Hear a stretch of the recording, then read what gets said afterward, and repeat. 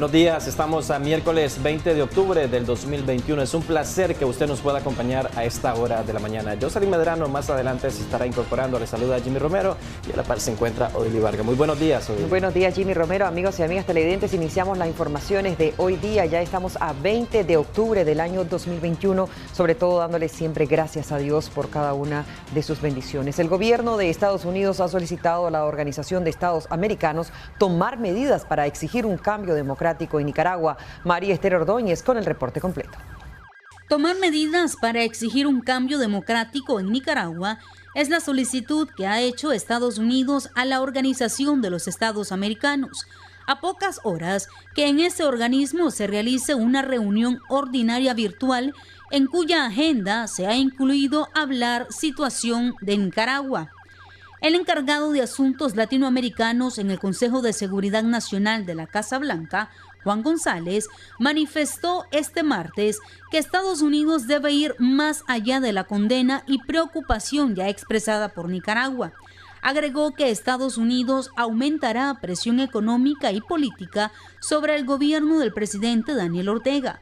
De igual forma, el funcionario estadounidense, durante su participación en la apertura número 25 de la Conferencia Anual de la Corporación Andina de Fomento, dijo que es importante que haya una respuesta contundente de la comunidad internacional. González también afirmó que en la reunión de este miércoles en la OEA, se tiene previsto que se dé la aprobación de un instrumento sobre el tema. Estados Unidos patrocina junto a Antigua y Barbuda, Canadá, Chile, Costa Rica, Ecuador, Paraguay y Uruguay una resolución en la que se ha informado que se pide la liberación inmediata de todos los detenidos por motivos políticos y urge con vehemencia al gobierno del presidente Daniel Ortega realizar las reformas necesarias para celebrar elecciones libres, justas y transparentes. Asimismo, advierte que la OEA puede tomar otras acciones en conformidad con la Carta de la Organización de Estados Americanos y la Carta Democrática Interamericana, incluida una valoración de las elecciones en Nicaragua durante la próxima Asamblea General que se tiene previsto se llevará a cabo entre el 10 y el 13 de noviembre. María Esther Ordóñez, Acción 10. Bueno, y siempre hablando sobre la situación que vive nuestro país, ahora les comento que el Comité de Derechos Humanos, Económicos, Sociales y Culturales de las Naciones Unidas manifestó a través de un informe su preocupación sobre las violaciones de derechos humanos en nuestro país, pero es María Esther Ordóñez quien nos continúa informando. El Comité de Derechos Económicos, Sociales y Culturales de las Naciones Unidas indicó a través de un quinto informe que lamentó que el gobierno de Nicaragua se negara a participar del diálogo con este organismo y solo asistiera en calidad de escucha. En el informe, el Comité de Naciones Unidas manifestó preocupación por la violación de derechos humanos, la falta de independencia de las instituciones públicas y la represión ejercida, según detalla el escrito, por parte de las autoridades nicaragüenses. El comité además indica que se recibió información sobre persecución, amenazas, acoso y actos de represalias contra defensores de derechos humanos, personal médico y universitarios. En el escrito, el comité afirma estar preocupado por informes que detallan altos niveles de corrupción e impunidad que persisten en el Estado. María Esther Ordóñez, Acción 10. El gobierno de Nicaragua agradeció a Panamá la donación de más de 200,000 dosis de la vacuna AstraZeneca contra el COVID-19, esto a través de la Organización Panamericana de la Salud. Es Marjorie Vargas quien nos informa.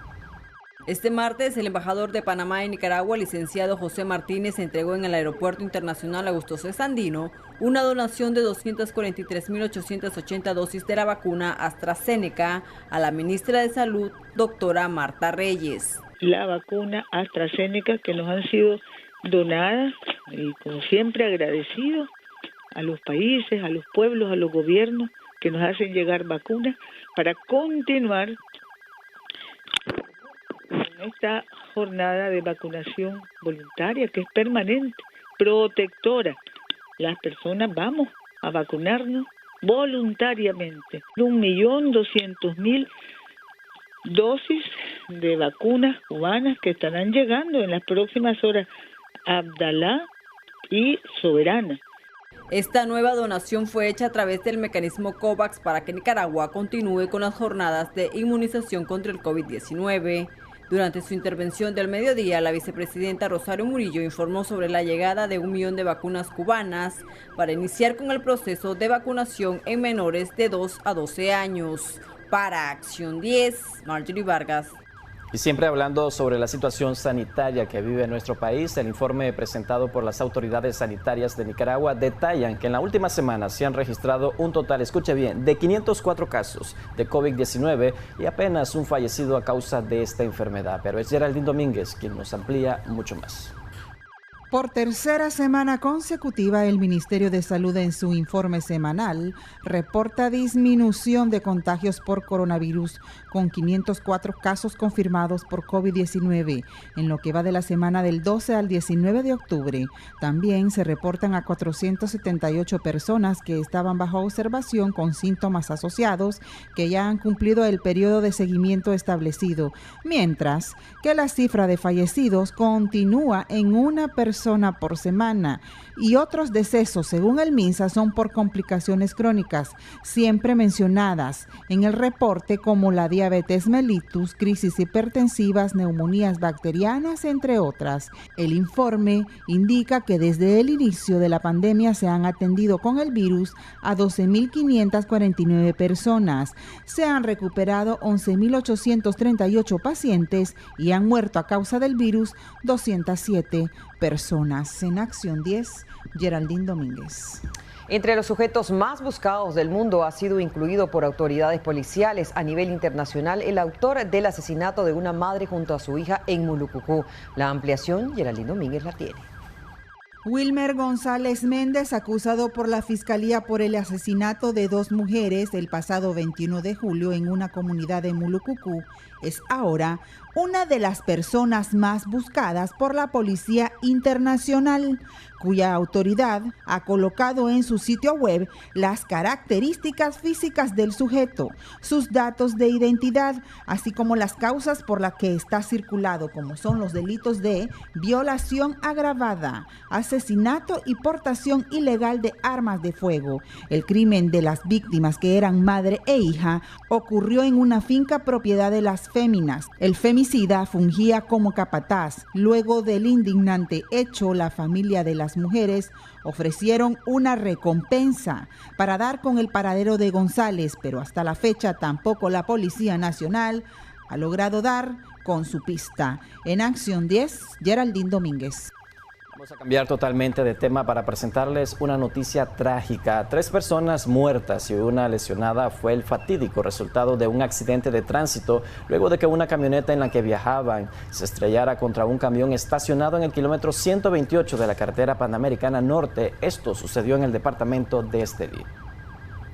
Se aproximaban las 5 de la mañana de este martes. Los 4 ocupantes de la camioneta propiedad del Ministerio de Salud se dirigían de Somoto, Madrid hacia Managua, pero lamentablemente en el camino 3 perdieron la vida y la otra persona resultó gravemente herida tras que impactaran en la parte de atrás de este camión que estaba estacionado sobre la vía por supuestas fallas mecánicas. El impacto fue fuerte ahí en la parte de atrás del camión. No sé si es que venían a alta velocidad o la verdad es que el muchacho el del camión había puesto un cono y pasaron. Pues. Los conductores tienen que ir con mucho cuidado, mucha prudencia, no solo por un vehículo que esté estacionado, sino semoviente y todo. Entonces hay que ir manejando a la defensiva y con precaución. El fatídico accidente de tránsito sucedió en el kilómetro 128 de la carretera Panamericana, en el sector de Mechapa Abajo, municipio de La Trinidad, departamento de Estelí.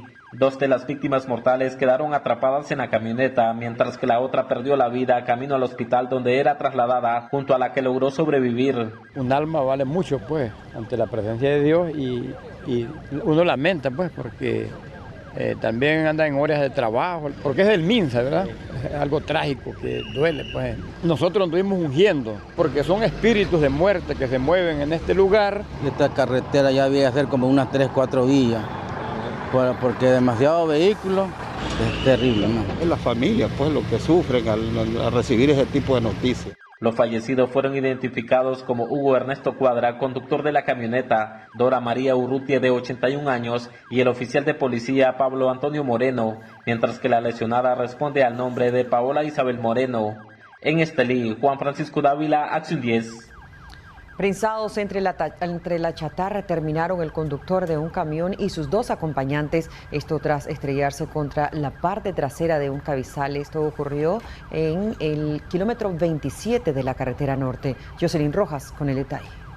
La madrugada de este martes se registró un accidente de tránsito a la altura del kilómetro 27 de la carretera Panamericana Norte, donde el conductor de este camioncito, identificado como Osman Pantoja, de 55 años de edad, quedó prensado producto del fuerte impacto con un cabezal. Otro de los lesionados es Edgar Antonio Reyes Suárez, de 37 años, acompañante del conductor, quien ameritó ser trasladado a un centro hospitalario por una posible fractura en uno de sus pies. A los lesionados también se suma Luis Edgardo Ramos Castro, de 30 años, quien resultó solamente con golpes. En el lugar de los hechos, las autoridades de tránsito del Distrito 8 realizaron las investigaciones correspondientes, mientras que el conductor del cabezal fue trasladado a las celdas preventivas de la estación de Tipitapa. Él fue identificado como José Ángel Jiménez Ruiz, de 45 años aproximadamente. Con información de Danilo Muñoz, en Acción 10, Jocelyn Rojas. Y en más información a esta hora de la mañana les comento que un hombre que viajaba a bordo de una moto resultó con lesiones en su cuerpo luego de que un vehículo, además que el conductor, cruzara la vía de manera imprudente. Esto sucedió en el sector de Enel Central. José Abraham Sánchez con la ampliación de esta noticia.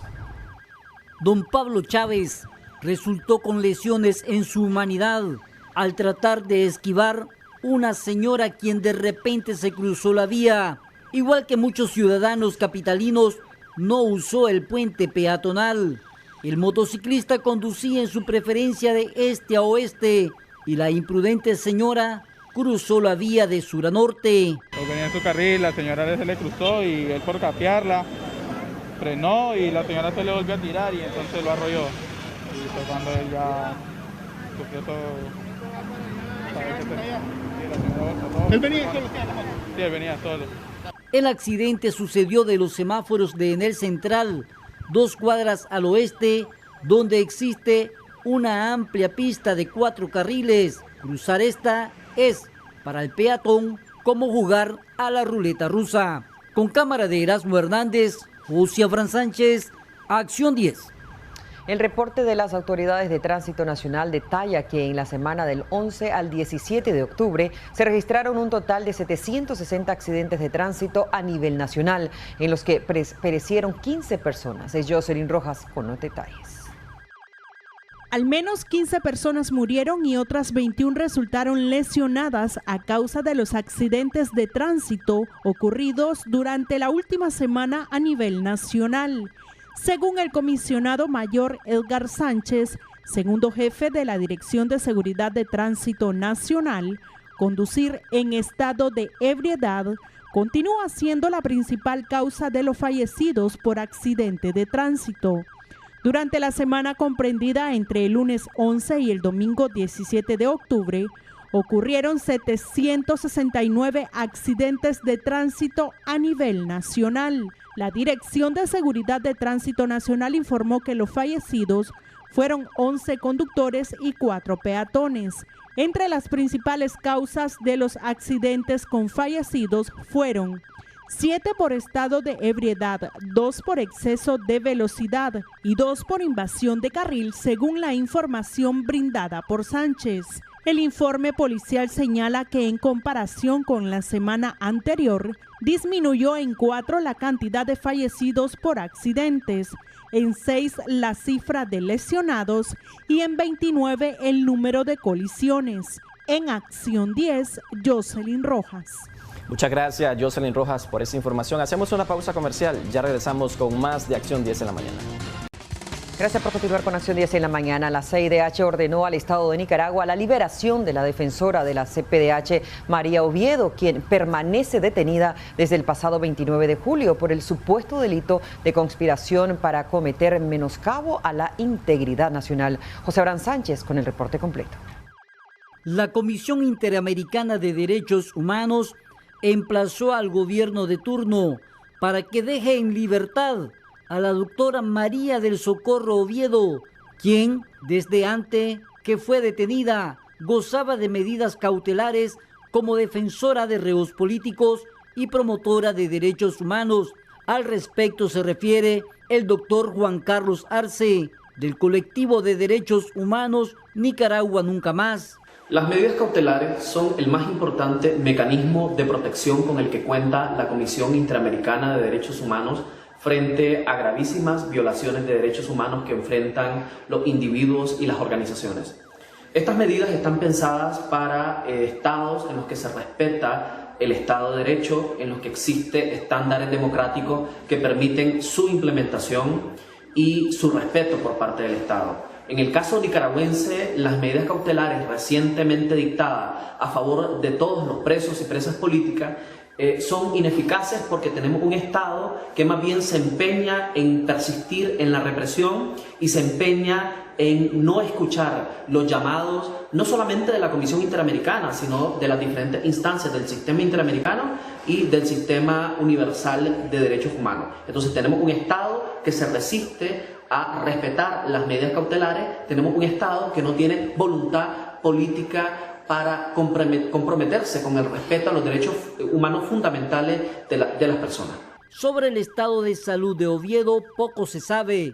Su familia y la Comisión Permanente de Derechos Humanos, organización a la que pertenece, aún no se pronuncian, pero extraoficialmente se supo que se le está permitiendo el acceso a medicamentos y artículos sanitarios. Con cámara de Erasmo Hernández, José Abraham Sánchez, Acción 10.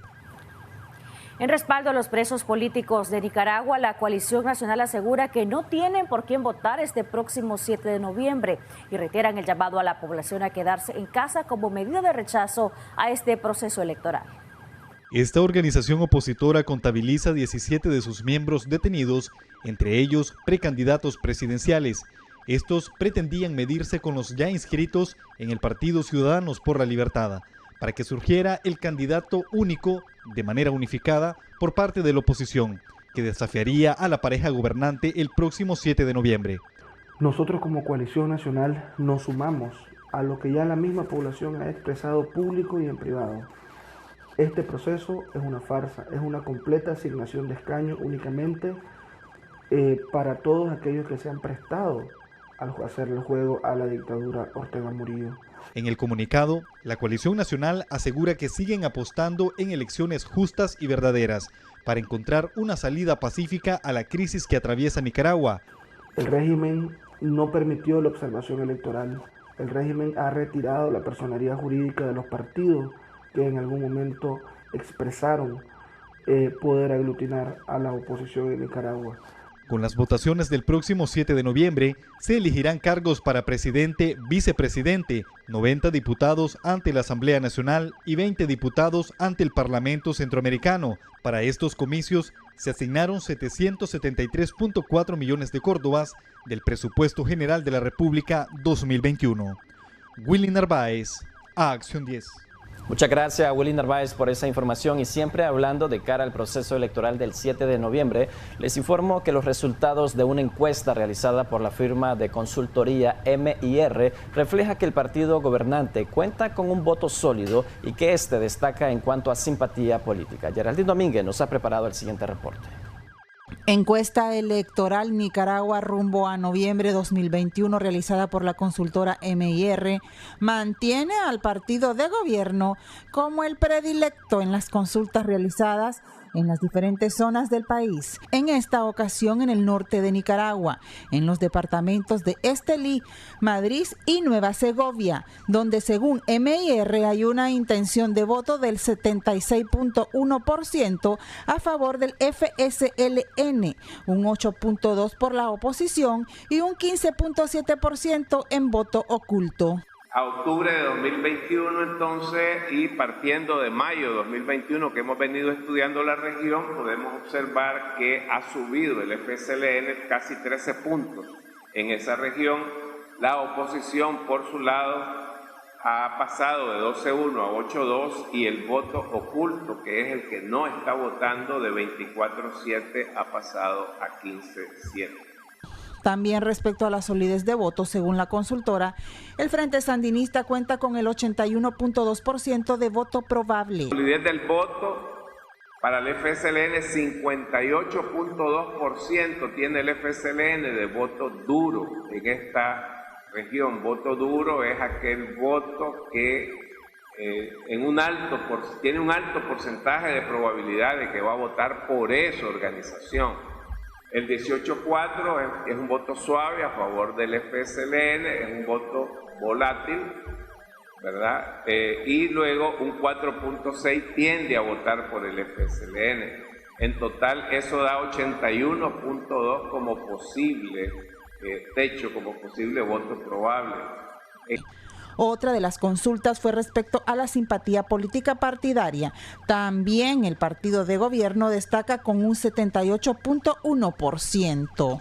Luego, la simpatía política partidaria, en la medida que las elecciones se van aproximando, en esa medida la simpatía política partidaria tiende a incrementarse hacia un lado y hacia otro.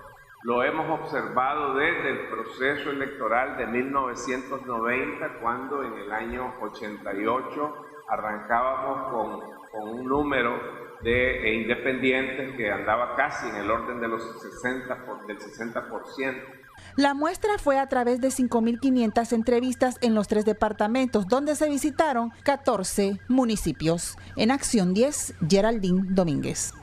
El movimiento liberal, a través de un pronunciamiento, aseguró que de cara a las votaciones generales no hay ningún partido político que los represente, por lo que llaman a la reflexión a la población al momento de ejercer su derecho o no al sufragio. Veamos el reporte que nos brinda Willy Narváez. Aunque los partidos políticos PLC, PLI y ALN son agrupaciones políticas de tendencias liberales, ninguna tiene la aprobación del denominado movimiento liberal.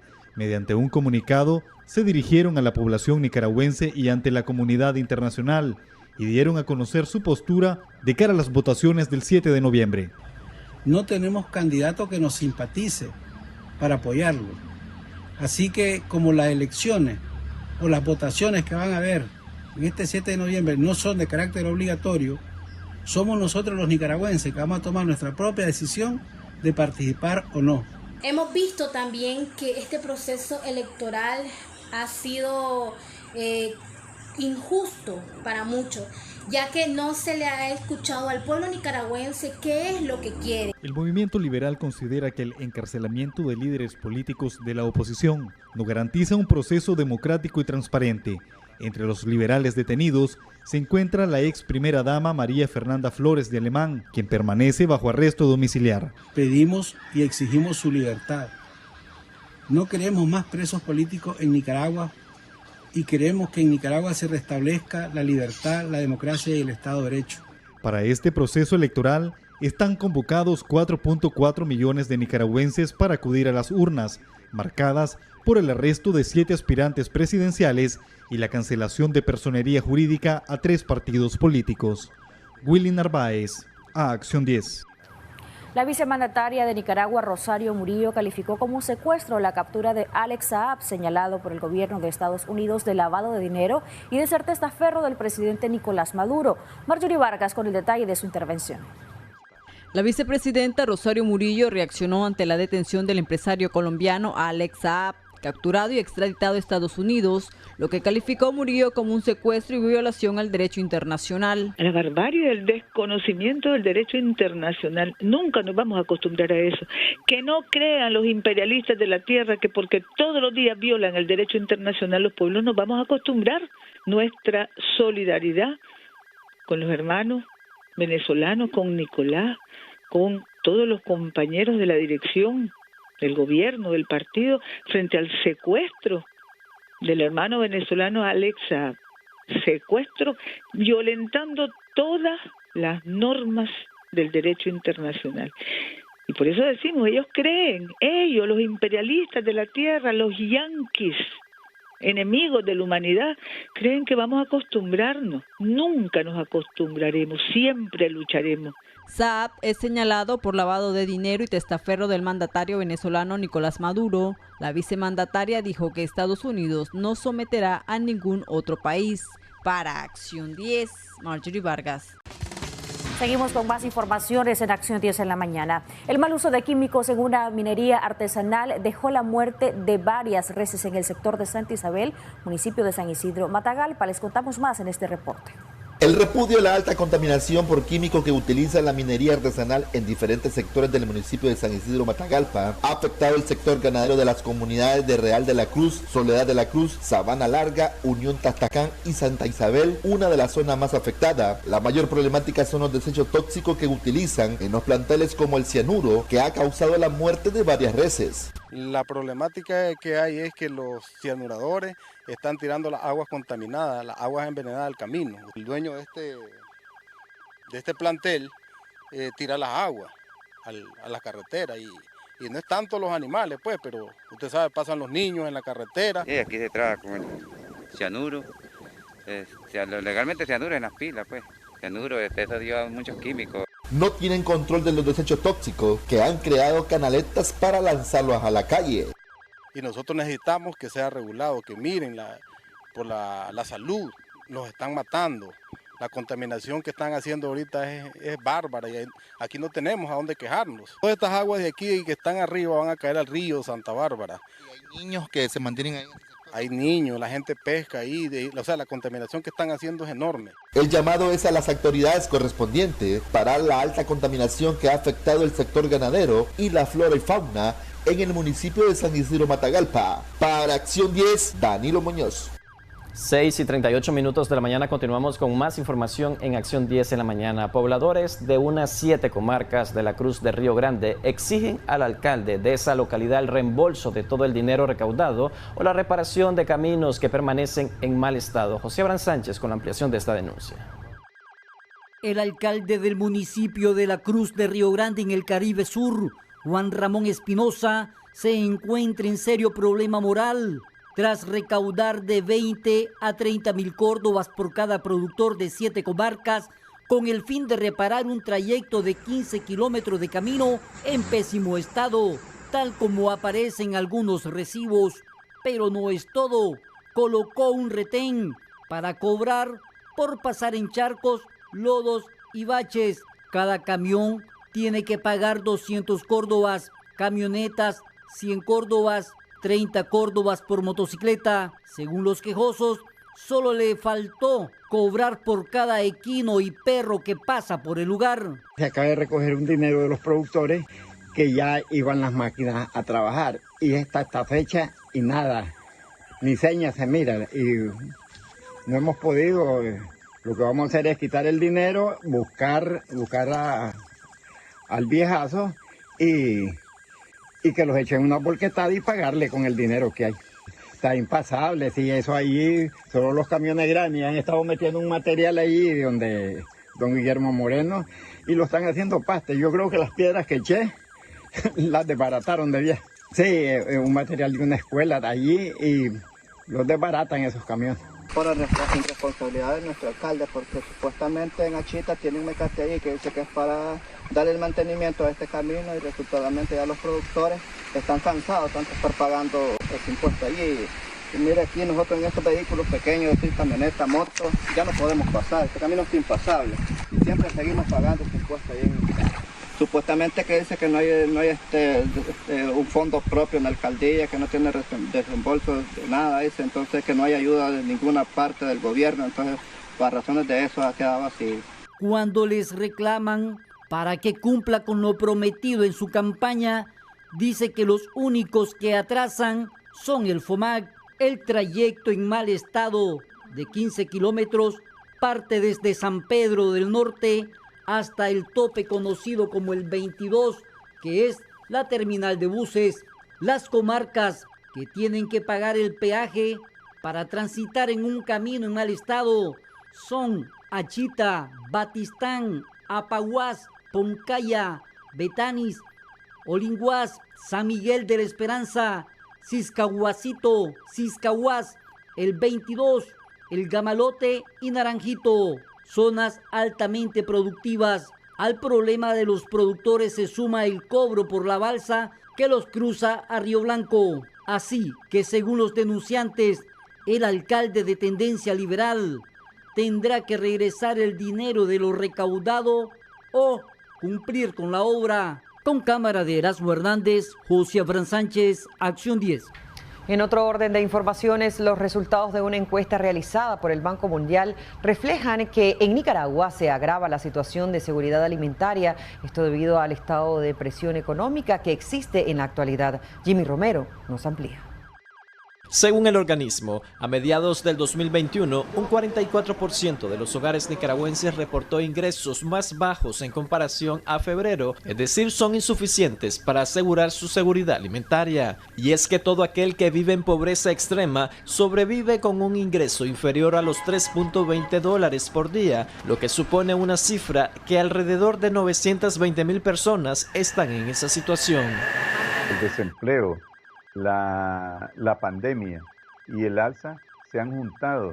Yo creo que es como una aliación perversa, se han juntado y pone en peligro la sostenibilidad alimentaria de las unidades familiares. La carga económica por el encarecimiento de los alimentos mantiene a las familias limitadas. Unos explican que las causas son los bajos salarios y la falta de empleo. La verdad que sí, está encarecida la vida por los precios tan altos que hay. Todos los lunes suben todas las verduras, el aceite, el jabón. Estamos al suave. Unos trabajan, otros no trabajan, pero ahí vamos. En septiembre, la canasta básica compuesta por 53 productos tocó su valor máximo, los 15.324.76 córdobas, cuando la clase trabajadora con salario mínimos apenas devenga 7.300 córdobas, mientras la carestía de la vida se vuelve más difícil. Eso significa que una persona en una unidad familiar teniendo el salario mínimo solamente puede comprar el 41% de una canasta. No puede comprarla toda. Entre diciembre del año pasado a mayo del presente año, la cesta familiar registró un alza de 430.77 córdobas, para cotizarse en ese entonces en 14.951.11 córdobas. Sin embargo, en la actualidad los alimentos, productos de uso para el hogar y los vestuarios tienen una tendencia alcista. Jimmy Romero, Acción 10. Y siempre relacionado a este tema, el programa de Banco de Alimentos de Nicaragua dio inicio a la distribución de 21 toneladas de alimentos a más de 58,000 personas a cargo de 83 organismos sociales en el marco de la celebración del Día Mundial de la Alimentación. Este martes, el programa del Banco de Alimentos de Nicaragua dio inicio a la entrega de 21 toneladas métricas de alimentos a más de 58,000 personas por medio de 83 organismos locales que administran albergues infantiles, asilo de anciano, casa hogares y organizaciones que apoyan a mujeres y familias de escasos recursos. La distribución se hace en esta ocasión con motivo del Día Mundial de la Alimentación, que se celebra cada 16 de octubre. Efectivamente, estamos iniciando la distribución de más de 11,000 kilogramos en este momento con 15 organizaciones sin fines de lucro registradas a través del Banco de Alimentos, programa administrado por Fundación El Maná, y estas 15 organizaciones proceden de distintas partes del país: Granada, Chinandega, Matagalpa, Boaco. Estamos iniciando este compromiso de distribuirlo, que son las 21 toneladas que recibimos en el proyecto de impacto colectivo en el marco de la celebración del Día Mundial de la Alimentación. Nosotros iniciamos desde el año 2016 con nuestras labores. El proyecto Impacto Colectivo lo iniciamos el año pasado, fue la primera experiencia. Esta fue la segunda fase de este proyecto promovido por el donante mayoritario Walmart de México y Centroamérica, y logramos un aumento de 6 nuevas empresas que se sumaran en este segundo año consecutivo.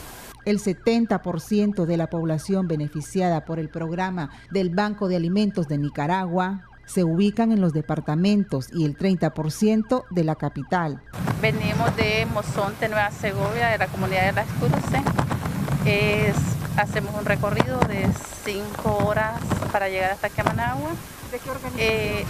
Somos un grupo de mujeres organizadas, donde trabajamos pues con coordinación con la Fundación El Banco de Alimentos, Fundación El Maná. Beneficiamos un aproximado entre 120, 150, dependiendo la cantidad de productos que llevamos cada vez. Y este beneficio que Banco de Alimentos, nosotros lo hacemos de manera rotativa, entre 20 personas cada vez las vamos rotando. Bueno, es muy importante, ¿verdad? Sabemos cómo están los precios de las canastas básicas y este llega en el momento preciso. Para nosotros pues ha sido una gran bendición poder llegar a las personas más pobres y estamos trabajando con un comedor infantil que beneficia a 95 niños, se llama Rayito de Luz, y con ubicado en la comunidad El Llanito, Santa Lucía, Huaco, y con una comunidad Los Álvarez, también en Santa Lucía, Huaco, donde se beneficia a 50 familias, incluyendo principalmente a los ancianos de la tercera edad. Este programa está abierto a los empresarios que quieran sumarse a la causa para continuar llevando alimentos a la familia de pocos ingresos económicos. En Acción 10, Geraldine Domínguez. Sector turismo, estabilidad y financiamiento. ¿Cómo está este sector de cara a la actual situación que vive nuestro país por la pandemia de COVID-19?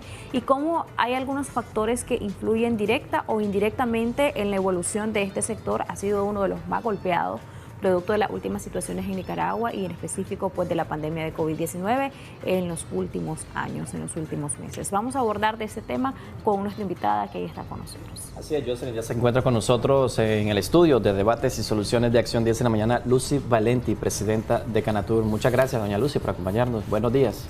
Buenos días, Jimmy. Buenos días, Jocelyn. Muchas gracias por la invitación. ¿Cuál es la situación actual del sector turismo, doña Lucy? Hemos escuchado en una y otra oportunidad que ha sido uno de los sectores más golpeados en los últimos años en nuestro país.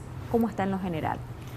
Bueno, en lo general continúa estando en una situación, digamos, débil, ¿verdad? No hemos logrado todavía, digamos, levantar cabeza como está sucediendo ya en el resto de países de la región centroamericana, y fundamentalmente se debe a dos factores que, como decíamos nosotros en una nota reciente que sacamos, ¿verdad?, luego de un sondeo que hicimos con empresarios del sector sobre qué aspectos los están golpeando más en este momento, ¿verdad?, con respecto a la afluencia de turismo y a la actividad propiamente.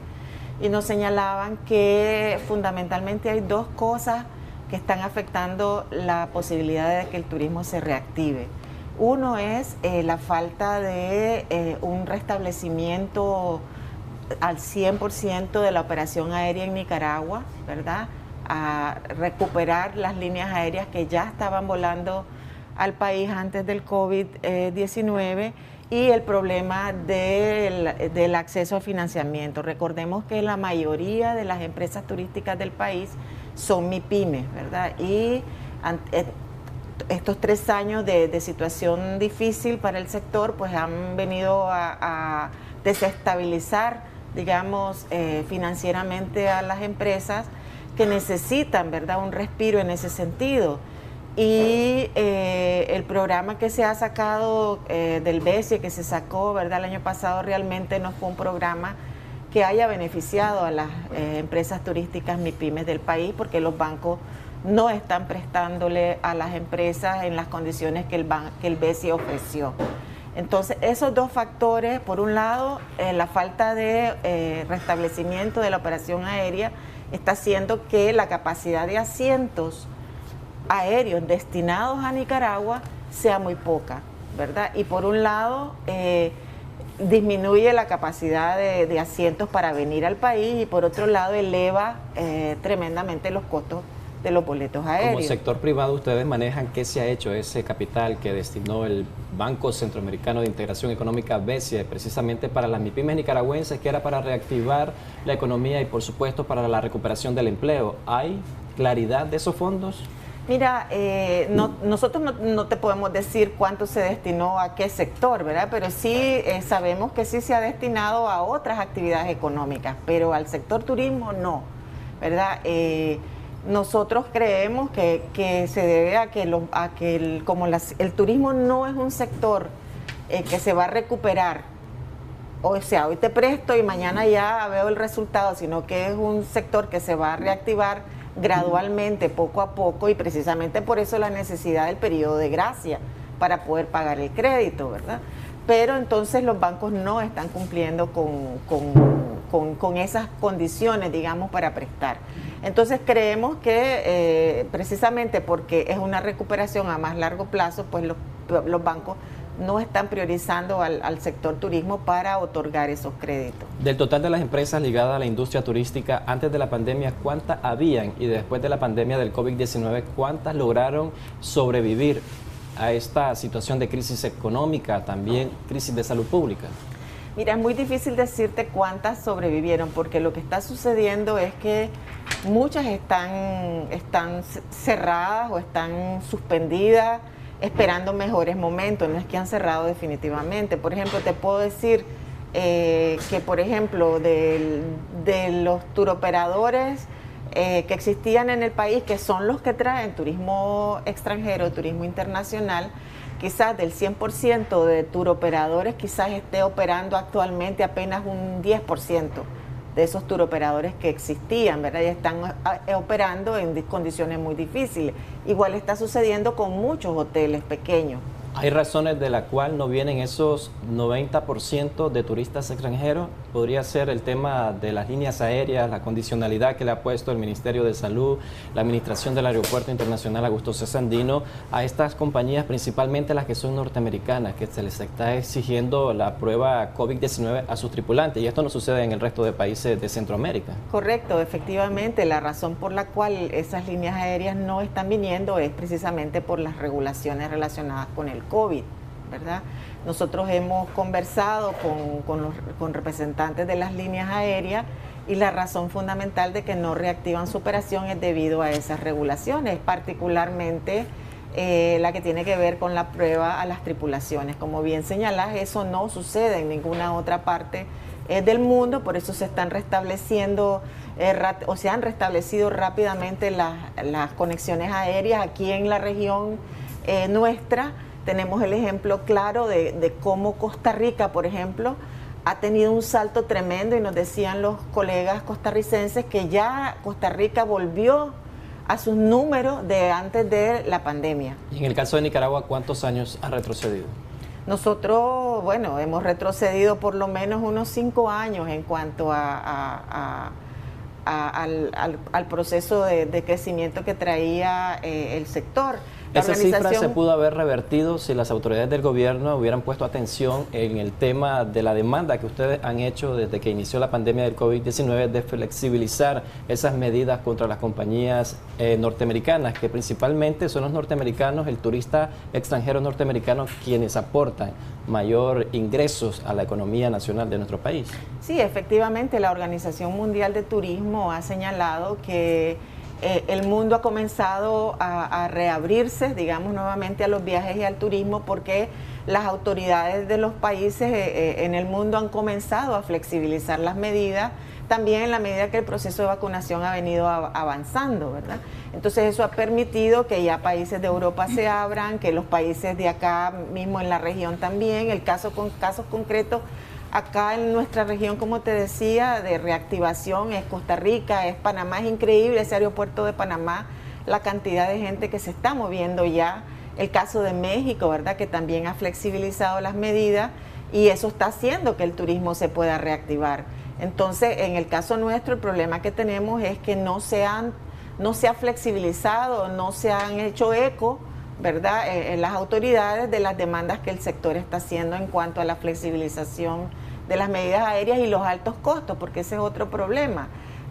O sea, hay que flexibilizar las medidas para las líneas aéreas, pero también hay que revisar el tema por ejemplo, de las pruebas del COVID. Acá solamente oficialmente se puede hacer la prueba del PCR, es la única que se hace aquí, es bien cara. Eso eleva mucho el costo de viaje para un turista, para una familia que viene, cuando, por ejemplo, en los Estados Unidos y en otros países no te exigen que lleves el PCR, ¿verdad?, sino que te exigen la prueba de antígenos, que es mucho más barata, y aquí no se, o sea, mucha gente la está consiguiendo porque la traen de fuera, pero la traen casi que pues a escondidas, ¿verdad? Porque aquí no se permite ni siquiera que se venda, por ejemplo, también en las farmacias, en los Estados Unidos y en otros países, se vende esa prueba ya en la farmacia y uno la puede hacer en su casa. Entonces, ese tipo de medidas, de acciones ayudarían muchísimo a abaratar también los costos y permitir que Nicaragua sea un destino más competitivo o que compita con los vecinos de la región. Usted decía que las demandas del sector no han hecho eco. Es una cuestión que depende de qué instancia específicamente y si ustedes consideran que deberían de redirigir algunas políticas públicas especiales para el sector turismo. ¿Y cuáles serían estas? Sí, bueno, en primera instancia la autoridad que le compete a atender la problemática del sector turismo es al INTUR, ¿verdad? Y el INTUR verá con sus colegas en el gobierno con quién más tiene que consultar o discutir estos temas, pero a quien le compete hacerse eco y luchar porque estas cosas se den para lograr reactivar el turismo es a la autoridad rectora de turismo, que es el INTUR. Y sí, definitivamente el sector siente que no ha habido en Nicaragua una política de apoyo a las empresas turísticas que, como señalaba al inicio, la mayoría son MIPYMES, ¿verdad? En todos los países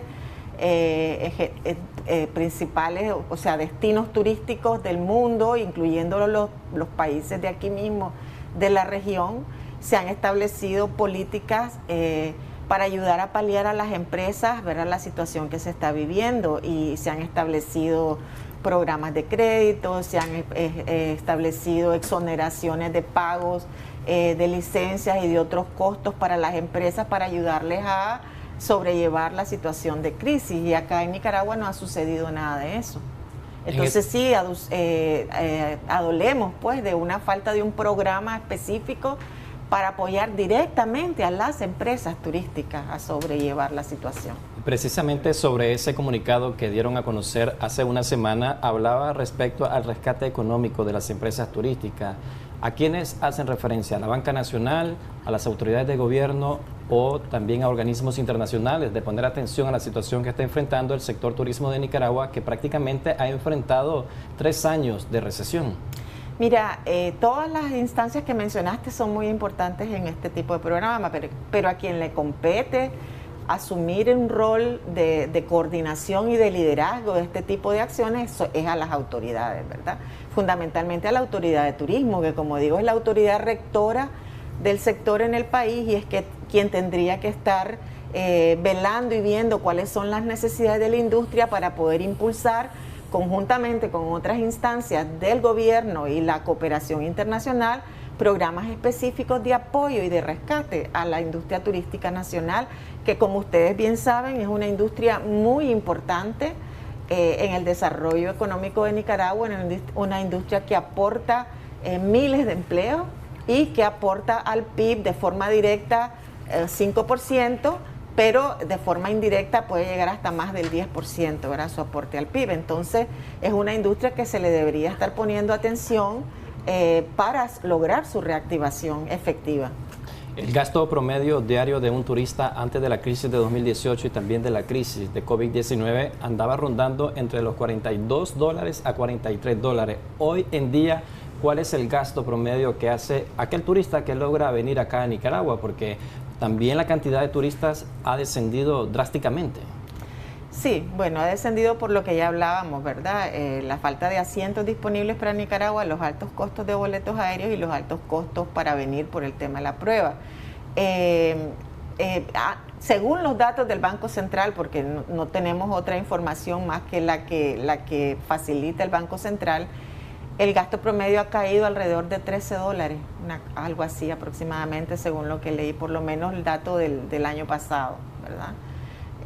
Lo cual pues obviamente es una caída sumamente drástica. Tenemos que considerar que las personas que están logrando venir hoy en día a Nicaragua, un porcentaje pero muy poco, que tampoco tenemos esos datos todavía disponibles, ¿verdad?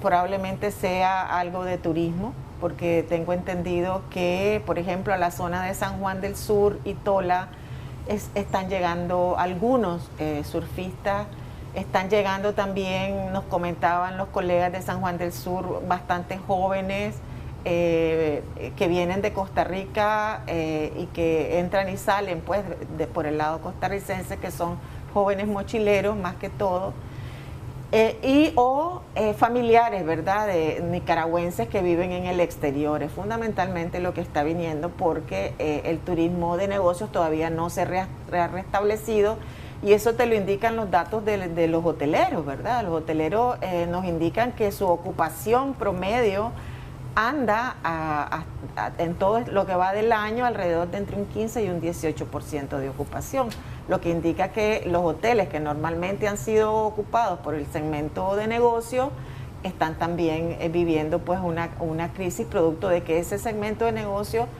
y debido también a que hoy podés tener reuniones de forma virtual, se ha reducido también drásticamente. Vamos a darle oportunidad a nuestros televidentes que puedan marcarnos al 2222-7808 para que puedan participar de este segmento. Si usted tiene una pyme en el sector turismo, si usted quiere compartirnos su experiencia y sus demandas ante las autoridades, puede hacerlo en este segmento Debate y Soluciones en vivo, marcándonos al 2222-7808. Recuerde que también puede seguirnos en nuestras redes sociales, en Facebook como Canal 10 Nicaragua, y estamos transmitiendo en vivo esta entrevista. Muchos se preguntan, si no tengo ni siquiera la capacidad de poder pagar lo que ya le debo a los bancos, a las microfinancieras, y no he llegado a arreglos, ¿cómo entonces voy a poder reactivar mi pyme en el sector turismo, por ejemplo, en el sector de panificadores, que es otro de los sectores afectados también? Y ¿cómo entonces también voy a tener la oportunidad de optar a otro financiamiento si mi récord de crédito ya estaría bastante afectado? Entonces son algunas de las realidades de la gente que en ocasiones las exteriorizan y las evidencian en este contexto. Sí, efectivamente, esa es una dificultad tremenda que viven las pymes turísticas del país. Precisamente por eso es que nosotros nos hemos hecho eco de eso y hemos señalado el problema. O sea, es bien difícil para una empresa pequeña, en general para todas las empresas, pero en particular para una empresa pequeña que no cuenta con el respaldo financiero, poder sostenerse en una situación como la que está señalando. Precisamente una de las actividades importantes para lograr de alguna manera sobrellevar esta situación es fomentar el turismo interno, ¿verdad? Pero el problema que también se tiene con el turismo interno es que la clase media, que es la que normalmente sostiene la actividad económica y que tiene capacidad para hacer turismo en el país, está también bastante golpeada y se ha reducido muchísimo. Hay una llamada telefónica, doña Lucy, de nuestra audiencia que nos está llamando para participar de este tema. Sector turismo, estabilidad y financiamiento. Muy buenos días, le escuchamos. Buenos días, le escuchamos. Sí. Sí. Sí, licenciada. Yo quería saber por qué la banca nacional no ha querido negociar con las MIPYMES, sus moras, sus préstamos, y ustedes como una organización gremial no han llamado a estos bancos públicamente, primero a que promuevan el crédito, segundo a que negocien las moras, y tercero, ¿cómo es posible que solo le ha gustado a los bancos dar crédito a través de la tarjeta de crédito, extrafinanciamiento? ¿Usted se imagina que si un pobre pyme le presta al banco $4,000 a través de esta tarjeta de crédito, usted paga nada más $30 al principal y le paga $100 de intereses más los seguros de tarjeta? ¿Podrá una pobre pyme resolver el problema en este país cuando toda la banca centroamericana está financiando a todas las pymes muy por debajo de la banca nacional? Cuando la banca nicaragüense es una banca internacional, es una banca que tiene créditos en el mundo. ¿Por qué ustedes como organización gremial no han llamado a la banca nacional a que se siente o diga? Porque no dicen nada, están callados. Primero, que promuevan. Ok, muchas gracias por su comentario. ¿Han exteriorizado esa situación a la banca nacional? Sí. ¿Qué les ha dicho? Ok, sí, definitivamente, y no una vez, lo hemos hecho de forma pública varias veces. Incluso nosotros hemos enviado cartas, ¿verdad?, a SOBAM, a la Asociación de Bancos, manifestando esta problemática y viendo a ver la posibilidad de que se pueda establecer algún tipo de programa, ¿verdad?, especial para las MIPYMES turísticas del país. Incluso hemos hablado a favor de los empresarios turísticos que tienen créditos, ¿verdad?, con la banca, para que se les apoye, y externamos nuestra disponibilidad como gremio de reunirnos con ellos para encontrar una solución al problema. El problema que tenemos es que los bancos no se sientan a discutir este tipo de problemas con los gremios, pues, ¿verdad? Ellos señalan que ven caso por caso y de forma individual. ¿A quién le correspondería entonces a COSEP hacer un llamado institucional del sector privado para que vean este tema y reduzcan las tasas de intereses para aquellas MIPYMES que ya tenían crédito antes de la pandemia? Ya nos lo contesta doña Lucy, pero después de la llamada, porque tenemos a otro amigo en línea. Buenos días, le escuchamos. ¿Cuál es su consulta o su aporte al tema? Buenos días. Se adelante. Sí, mire lo que yo digo, porque ese problema con la banca, ¿verdad? El problema de MIPYMES con las tarifas aéreas y todos los requisitos, todos esos productos, aquí hay muchas cosas que analizar, inclusive involucrados en el periodismo, por la mentalidad de los nicaragüenses de estar en contienda y no han entendido que solo la unidad, si se unen todos a platicar, a plantear al gobierno, a demostrarle el beneficio, costo, beneficio, el abrirse para poder derramar esas grandes utilidades entre el pueblo, reactivarlo, pero hay un cambio de mentalidad, tienen que sentarse a platicar, tiene que haber propuestas, y el periodismo como periodismo que dejen de estar promoviendo la politización de todo en Nicaragua, porque yo hablo 3 idiomas, miro las noticias, ¿ves? Y no mira en CNN que aquí la policía anda matando a la gente cada esquina, que los turistas no ven, que son locuras, pero nadie demuestra, y hay gente que le sigue en el periodismo por esas cosas y nos están afectando a todos los niveles por ese tipo de mentalidad. Y los banqueros nicaragüenses deberían de sentarse y presionar a la gente, porque estos ganan más que los mismos banqueros de Miami, 2 o 3 veces. Ellos no se preocupan por buscar cómo promover y hacer una torta más grande por el tipo de mentalidad arcaica que tienen de hacer negocio y buscar cómo beneficiar realmente al pueblo, ¿verdad? Y los mismos otros políticos que se dejen de pentecitos que ellos no quieren nada, de que quieren es meter dinero en la bolsa. Necesitamos cambiar, necesitamos sentarnos a platicar el perdón cristiano entre todos para poder levantar este país. Muchas gracias por su participación y su aporte al tema.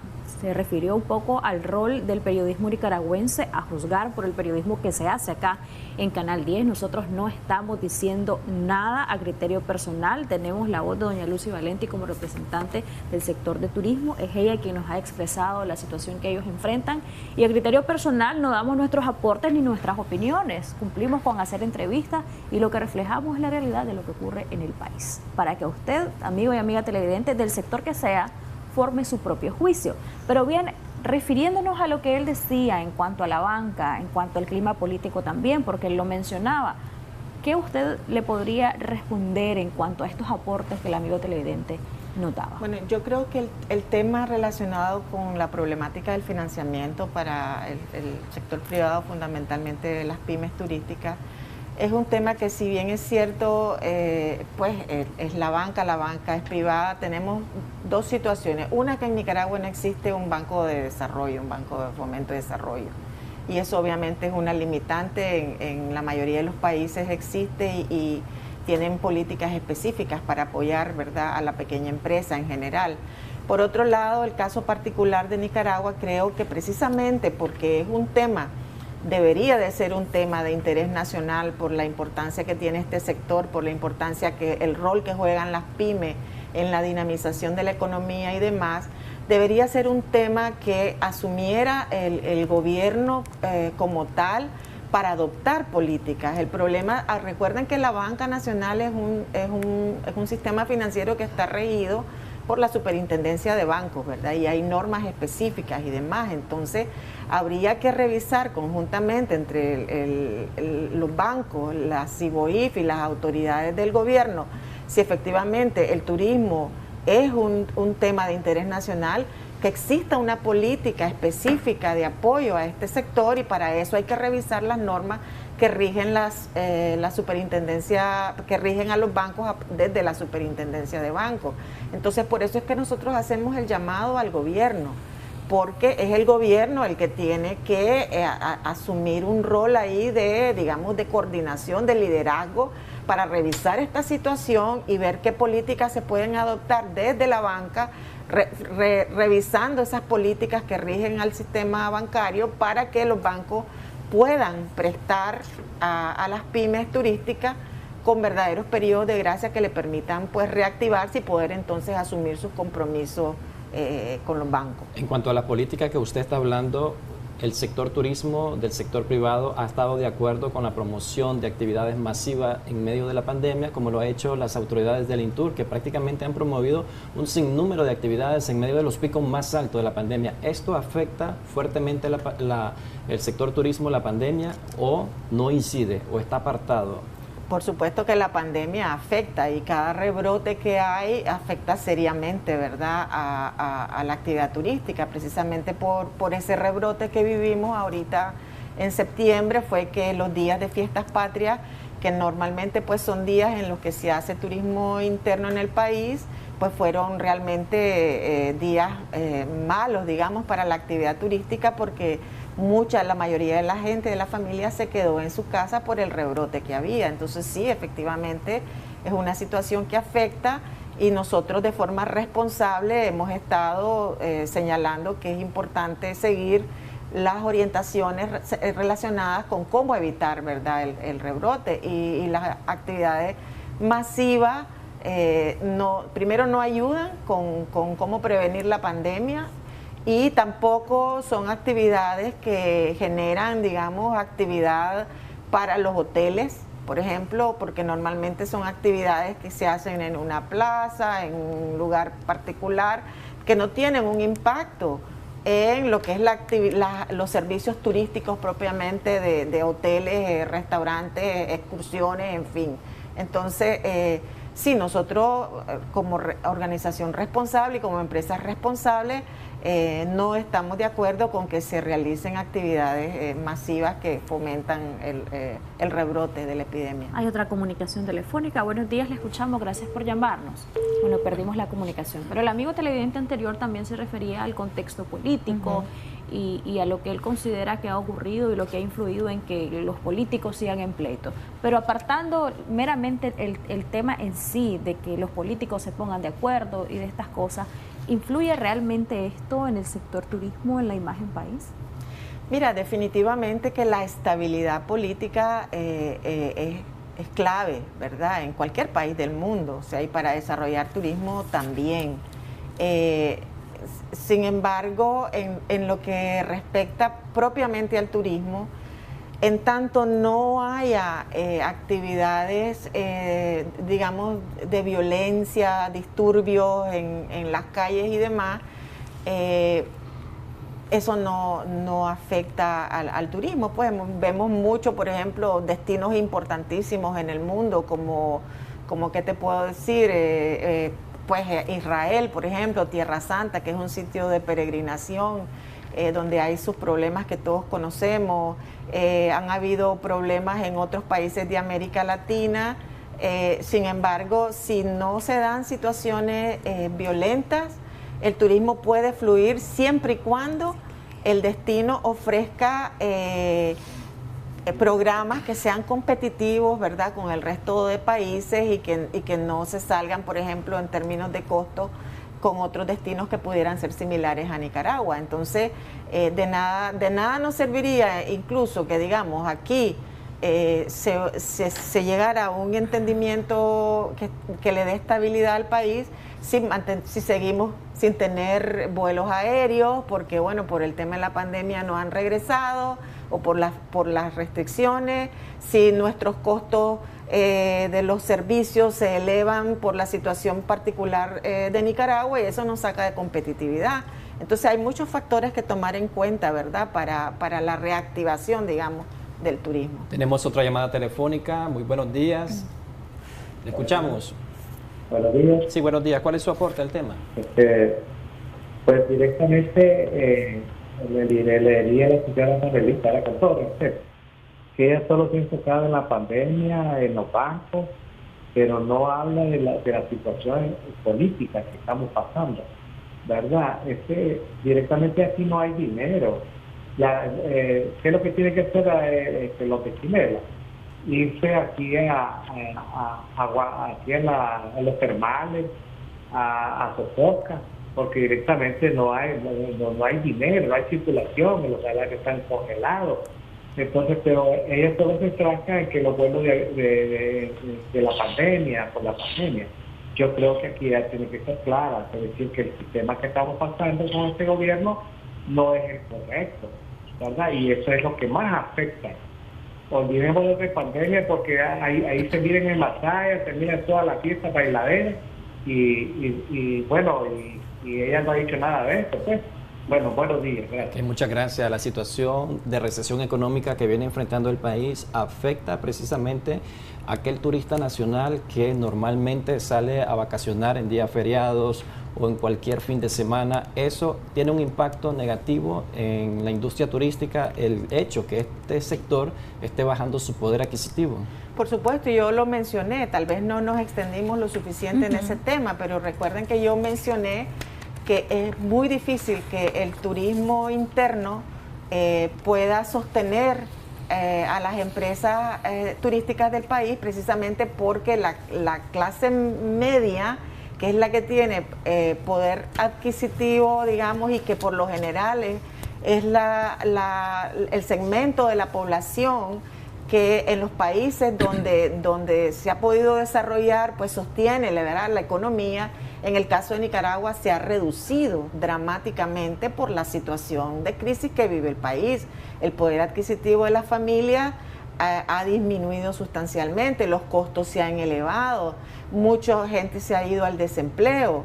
Entonces, obviamente no contamos con un segmento de población que cuente con los recursos necesarios para poder hacer turismo interno. Entonces, precisamente por eso es que el turismo interno no puede realmente sostener o reactivar la actividad turística y dependemos mucho también del turismo internacional por esa razón. Obviamente, la situación económica está íntimamente ligada a la situación política que se vive en el país y por eso hemos dicho muchas veces también nosotros que mientras no se encuentre una solución a la crisis política que vive Nicaragua y se restablezca la estabilidad, la institucionalidad, va a ser muy difícil reactivar la economía, ¿verdad? Porque dependemos mucho en cuanto a las inversiones y demás de las garantías que te da una seguridad jurídica en el país, una estabilidad política. Entonces sí, eso está íntimamente de la mano y nosotros como gremio hemos venido insistiendo en que el turismo interno no puede sostener la reactivación turística del país precisamente por la crisis económica que vive el país. Un poco acerca del contexto electoral, ¿también genera influencia en los sectores económicos distintos de Nicaragua? Bueno, normalmente, o sea, siempre desde los 90 para acá hemos vivido, ¿verdad?, procesos electorales y siempre, más bien para el sector turismo, en ocasiones anteriores, el año electoral era un buen año para el sector turismo porque pues venía mucha observación internacional y eso contribuía, ¿verdad?, a mejorar los números del turismo ese año. En esta ocasión es todo lo contrario, ¿verdad?, porque no hay observación internacional. Y por tanto, pues nosotros no sentimos que el proceso electoral actual vaya a tener ningún tipo de impacto, pues, ¿verdad?, en la actividad turística en estas próximas semanas. ¿Una reelección del presidente Daniel Ortega cambiaría el escenario del sector turismo y de la situación del país? ¿O qué podrían ustedes estar pronosticando que podría seguir viviendo la industria turística durante los próximos 4 años? Mira, es muy difícil ponerme ahorita a especular qué es lo que va a pasar, porque yo creo que mucho va a depender también de qué es lo que pase posterior al 7 de noviembre, qué es lo que va a suceder a nivel internacional también. porque todo eso tiene que ver también con la imagen país. Entonces no quisiera ponerme a especular en este momento qué es lo que va a pasar, porque hay que esperar y ver, ¿verdad?, qué es lo que sucede en los próximos meses en Nicaragua. Las inversiones extranjeras directas en la industria turística prácticamente han estado frenadas. ¿Qué esperan durante los próximos meses? O finalizar el 2021, Pues, la cantidad de ingresos que podría tener el sector turismo. Se maneja que antes de la crisis de 2018, antes de la pandemia, antes de estas dos crisis, el turismo estaba generando a la economía nacional más de 850 millones de dólares. El INTUR aún no ha dado a conocer una cifra específica, pero lo que se maneja es que es menos de 300 millones de dólares lo que se ha generado hasta la fecha. Sí, efectivamente, nosotros no creemos que este año vaya a ser mejor que el año pasado, ¿verdad? Más bien en el mundo, incluso este año ha sido de menores ingresos que el año 2020, ¿verdad?, que fue cuando estalló la pandemia. El año pasado, según datos oficiales del Banco Central, el turismo generó aproximadamente 198 millones de dólares. Nosotros creemos que este año va a andar más o menos igual que el año pasado. No creemos que vaya a haber mayores ingresos, pues, ¿verdad?, como resultado de la situación. Y con respecto al tema de la inversión, pues es lo que te decía, tiene que ver con la seguridad jurídica, y la seguridad jurídica tiene que ver con la estabilidad, con la institucionalidad del país, y todos esos problemas todavía hay que resolverlos. Tenemos otra llamada telefónica. Muy buenos días. ¿Cuál es su aporte al tema que estamos abordando el día de hoy con Lucy Valenti? Sí, le escuchamos, díganos. Sí, vemos a Alejandro Alvarado. Escúchenos directamente desde su teléfono o su celular. Sí, yo le quiero hacer una pregunta a la doctora, porque la vez pasada escuché a un doctor que en Canal 10 que no creen en los conocimientos sobre respecto de los síntomas del COVID. Sí, pero hoy estamos hablando con doña Lucy Valenti. Ella es representante del sector turismo en nuestro país. Entonces, si gusta, por favor, nos deja sus datos a lo interno, y cualquier consulta que usted tenga de carácter médico en el contexto de la pandemia de COVID, nosotros le comunicamos con un experto en la materia, ¿le parece? Bueno, parece que ya nos cortó. Muchísimas gracias. Doña Lucy, sus conclusiones y recomendaciones para este sector, ¿qué esperarían de cara al cierre de este año y para iniciar el próximo año? Bueno, nosotros como Cámara, ¿verdad?, hemos venido trabajando este año de cara precisamente a tratar de recuperar ese mercado que hemos perdido, y hemos venido haciendo esfuerzos en ese sentido. Obviamente necesitamos la flexibilización de las medidas que señalábamos antes para que estos esfuerzos puedan dar resultados, y que se dejen de tomar medidas como, por ejemplo, una queja que hemos tenido de tour operadores de que, por ejemplo, les están quitando a los turistas los pocos turistas que vienen en aduana, los binoculares, por ejemplo, cuando sabemos que el binocular es una herramienta, un instrumento que se usa para observar la naturaleza, para observar las aves, en fin, y no se los están dejando entrar, y les cobran $2 en aduana por cada día que se los tienen guardados ahí hasta que la persona se va y se lo entregan. Entonces, ese tipo prácticamente no hacen uso cuando no, o sea, se los quitan y les cobran por guardárselo, pues, y se lo entregan a la salida, lo cual es una cosa sin sentido. En el resto de países de Centroamérica no sucede. Por supuesto que no. Si el binocular es, como te digo, una herramienta o un aparato que el turista usa para observar los paisajes, la naturaleza. ¿Qué cantidad de turistas se han quejado de esta situación? Pues tenemos varios casos de tour operadores que nos han señalado que ha sucedido eso en el aeropuerto y también en Peña Blanca.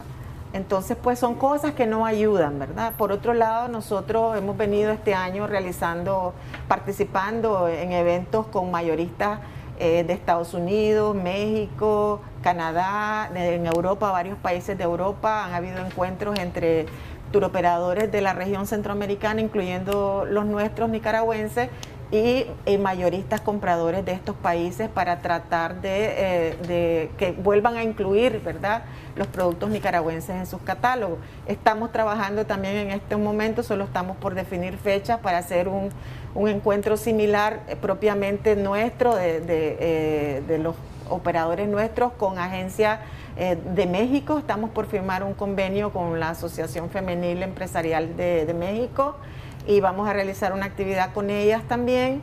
Y estamos organizando otro evento similar con agencias de viaje de habla hispana de toda América. Solamente estamos esperando que nos pongan la fecha. Y estamos organizando un evento importante para el inicio del próximo año 2022, precisamente de cara a la reactivación del turismo en Nicaragua y ver qué podemos hacer, ¿verdad?, como gremio. Estamos trabajando también con otros colegas de la región, de las cámaras, para un programa de 3 años de reactivación del turismo que esperamos pues que pueda ser aprobado a finales de este año, ¿verdad? Y que contribuya con nosotros, con las cámaras, a este proceso pues de reactivación que necesita nuestra industria turística nacional. Muchísimas gracias por habernos acompañado aquí en Acción 10 en la mañana y siempre bienvenida, doña Lucía. Gracias, Jocelyn, gracias, Jimmy, siempre a la orden. Bien, vamos a seguir con más después de la pausa, Jimmy. Así es, después de la pausa comercial continuamos con más de Acción 10 en la mañana.